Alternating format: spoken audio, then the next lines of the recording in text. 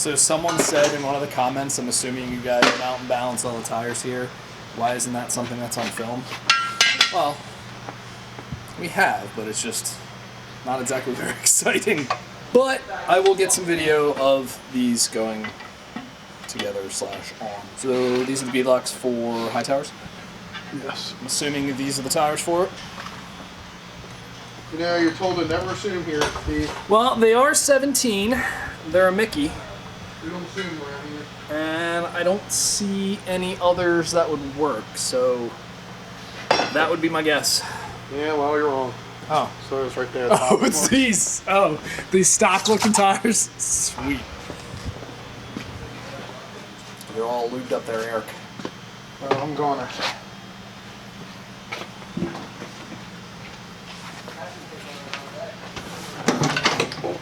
Sometimes I can get away with the bead box without using this. With this thing on. There we go. So with these will get pushed down, then that ring will go over top and basically lock. And then they this must in. be torqued. Yes, they will be torqued. So that is the point of the bead lock. So instead of the tire moving as you're launching on a high horsepower car, this locks it in place and prevents it from doing so. Only really needed on high horsepower stuff. So sometimes you guys will comment on the dyno videos when you see like a car with a radial and at the back of the car or the wheels are shaking. Well, it's usually because they're not balanced. Because if you were to balance a high horsepower car or like Franz or something else that's not on a beadlock, first time you launch the car, that tire is going to go out of balance. So the balance is useless. We usually just don't do it on that sort of stuff. Now on a beadlock, something that's not going to move, we will get balanced.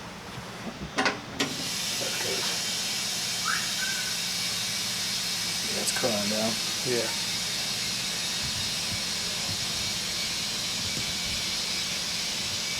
There it goes. You see all the way around? Sure did. Okay. Now, I'm going to take the air out of this thing.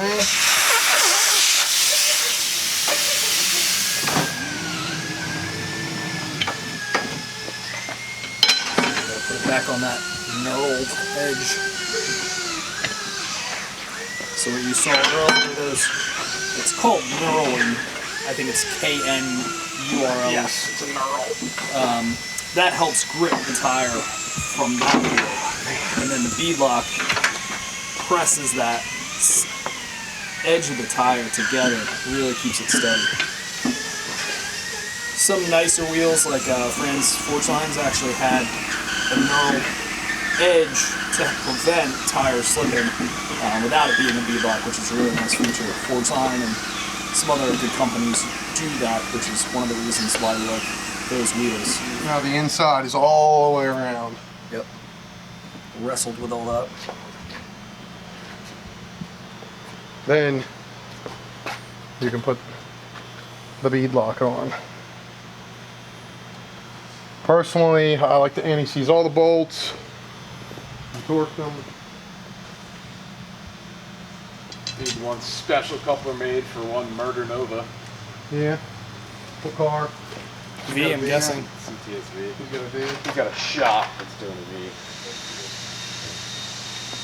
And that's just a regular 103 or one stock throttle body.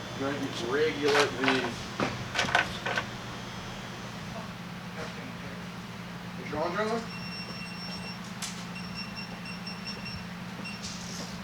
Okay, what do they get torqued down to? They're all different. I usually do these to like 22. I got them all like flush. I kind of like to just go around and mix match here. Kind of do it in a pattern. And then check them. And then I'll go all around like 3 times. Okay. I put everything out of the box and stuff like fun.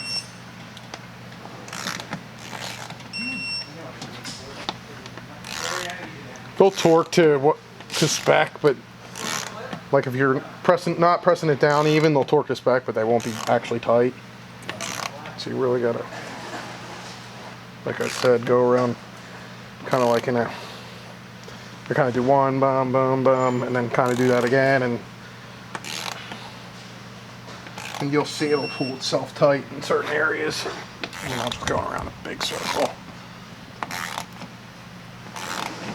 And obviously, once you're done, air them up. Would you air these two? Like 25 for now. Okay. Obviously, it's not at the drag strip, where we would probably go lower. And then repeat one more time. I'm not going to film that, sorry guys. You get the point. This is UPR's newest catch can variation, and it's for a LT Procharger car specifically. Like, what differentiates this for the Procharged versus? Just like the hoses they give you, and also the mounting location. Okay. This one's Real gonna estate's a little tight in there. Yeah. Than the other It's true. Procharger stuff. So I think the non-Procharger one mount over here somewhere. Yep. Yeah, right up that 10 millimeter Yeah, so strut there's brace. kind of an area that's not really too conducive. Yeah, especially because we got a filter that goes right Yeah. there. Yeah, guys. Can't tell you how f***ing sick the orange valve covers look. I mean, Hold on. yeah, seriously, get that right there. Thank you. Thank you. All right, so let's go through the steps here, buddy. All right, so starting with a little mounting bracket, bolts right to the available bolt on the water pump. Try and eyeball it up levelish.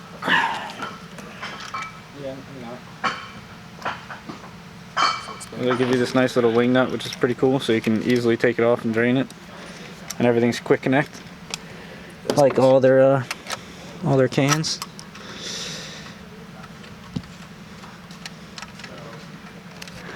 Nice, something like that. I'm just snugging up these little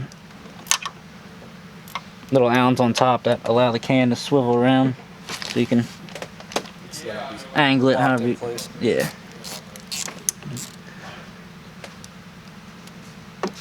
Alright, there you go. You can kind of use the bracket to tighten it, yeah. Alright. Okay, what's next? So this is what comes with the Procharger kit. And that's another way this goes together here.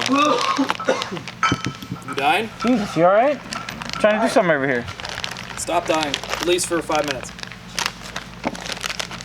After work, you can do whatever you want. Yeah, die on your own time. Seriously.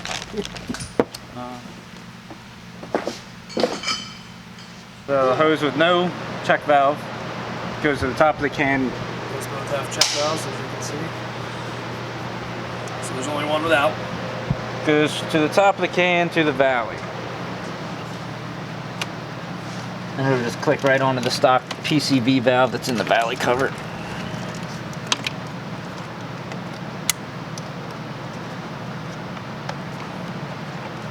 Obviously a stock valve cover car and stock intake's going to be a little bit easier, a little different. This I'm just trying to figure out how the hose is going to lay the best.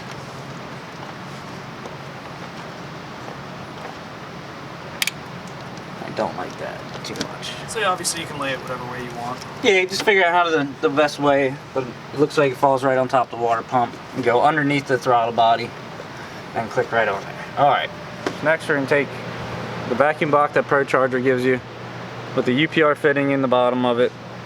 This will obviously be, every car is going to be different depending on what you have.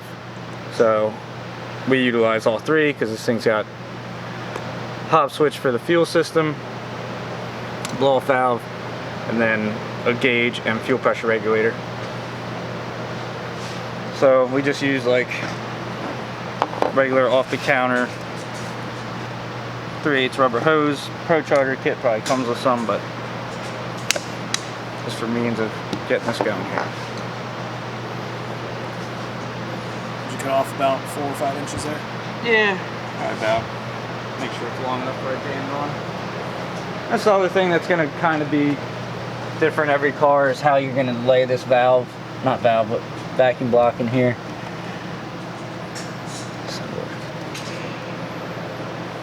You know, I personally want to hide that larger fitting on the bottom, so Probably do something like this.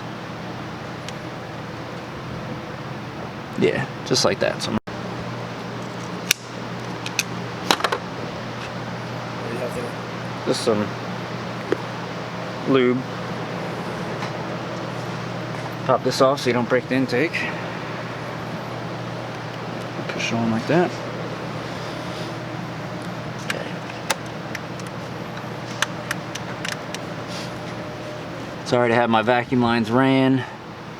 Kind of where I need them to be.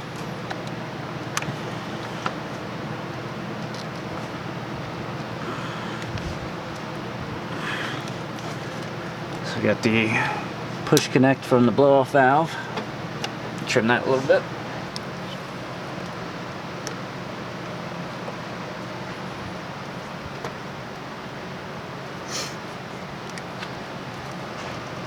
This goes back to my fuel pressure regulator. It's mounted on the firewall.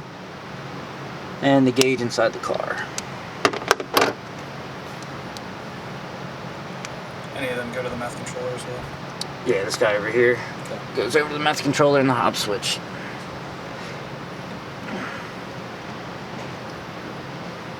Okay. Now we get the shorter. All you gotta do now is hook up to your last couple quick connects. We're gonna come off the. That's the shorter of the two. This is the shorter with the check valve. And we're gonna go off that vacuum block we just installed. Same thing. Get the snake down in there. Just like that. And that's going to come over to the driver's side of the catch can.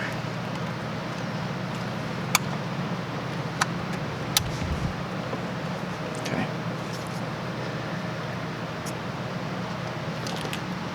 And then the last line is a fresh air line that comes off the air filter intake tube, which I'm not going to fully install because we won't be using that Procharged intake on this car because of our valve cover kit. But essentially, they run it right up along the blower bracket, like so, and they give you an adapter that basically you have to drill a hole, and then it has a nut and a screw, and you have another quick connect fitting right there. And it's pretty simple. Okay. Nice kit. Finagle things and change it, make it look a little neater. We're getting it to sit a little further lower, so he's just kind of repositioning that. But purpose was basically to just show you for the install. All finished up. Waiting to go on the dyno. We do have to get a smaller filter for the Procharged because the Procharged kit with these valve covers kind of gets in the way of the coil bracket, so we're just getting a smaller filter for it. So other than that, it is ready to go on the dyno. Looks good, turned out really nice, really clean. Matt did a good job. Don't tell him I said that.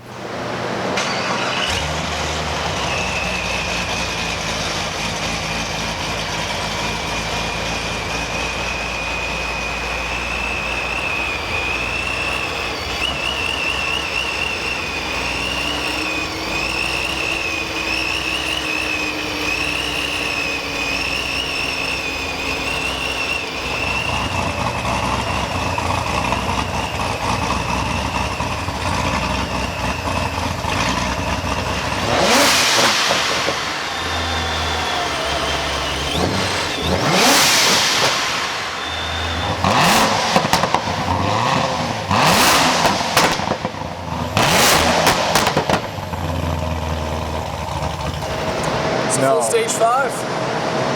Yeah. Cam, Procharged, Frankenstein intake manifold this time. A little different than the usual Procharged one. Our fuel system, that system, what else am I forgetting? I mean, all the little things, valves, rings, all that stuff. Headers, supporting rods.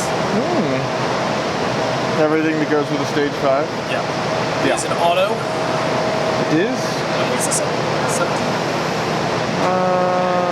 16. Yeah, because it's got it had a Small bar. lid. I couldn't remember which. What our goals with this thing? As much over 1,000 as possible, or what? Yeah, 1,000.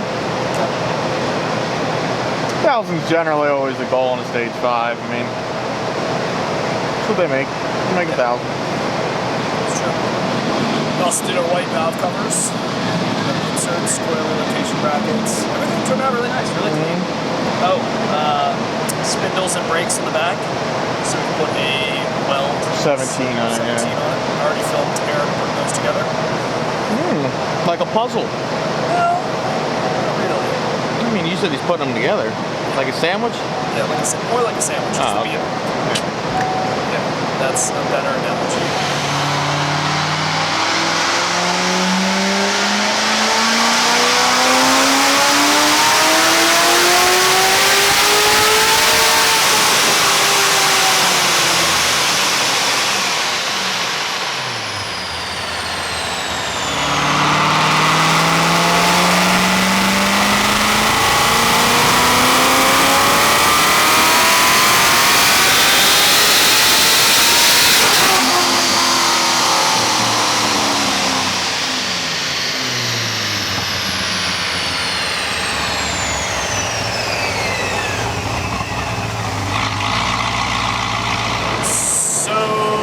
Was 1,023 on pump. And meth, but yeah. Yeah, pump and meth. Yeah. This thing's That's really good. One of thing's the rowdy. Best, if not the best, pump gas. I would say that that's the most we've ever made on pump. Yeah.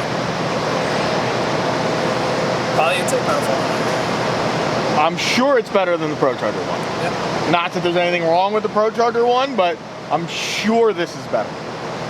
This is just billet. It's designed like, has nice runners and shit in it, and the Procharged one's okay. We've made plenty of power on it, but